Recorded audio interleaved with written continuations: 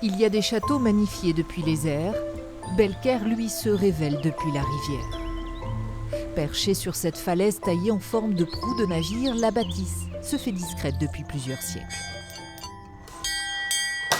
Bonjour, bienvenue au château de Belcaire. C'est comme de Cézac, propriétaire depuis 4 ans maintenant, qui nous accueille. Situé sur une terre largement habitée à la préhistoire, il a été retrouvé à Belcaire une gravure datant de 30 000 ans avant Jésus-Christ. Ce bouquetin est reproduit dans le grand escalier du château. Mais dans la grande salle, ce sont les blasons des familles qui ont une place d'honneur. Le blason des Carbonnières tout à gauche, le blason des Riac, le blason des Calvimont ici, et donc mon blason, le blason de la famille Cézac.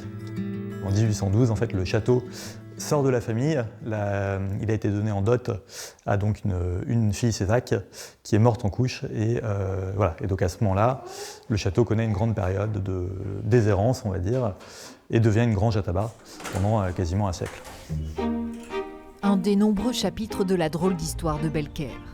Car à l'origine, au XIVe siècle, le site n'est qu'une tour de guet au service de la ville la plus proche. Donc il y avait un réseau d'une douzaine de tours qui remontaient à Montignac en amont là, sur la rivière. Et donc de ces tours-là, ils arrivaient à faire des signaux lumineux et donc très rapidement, ils pouvaient envoyer le signal que quelque chose arrivait sur la rivière ou éventuellement des hordes de brigands, voilà, ce genre de choses. Au XIXe et XXe siècle, le château sera restauré, voire agrandi par ses propriétaires successifs. Jusqu'à la dernière en date, sans enfant, qui choisit de léguer la demeure à l'un des fils de la famille de Cézac.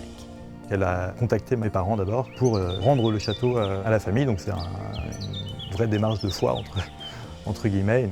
C'est vrai qu'il y avait un côté conte de fées, mais se lever ici le matin, c'est toujours un bonheur.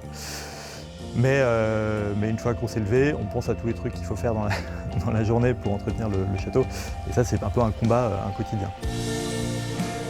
Recevoir Belcaire en héritage, une vie de châtelain, presque malgré soi.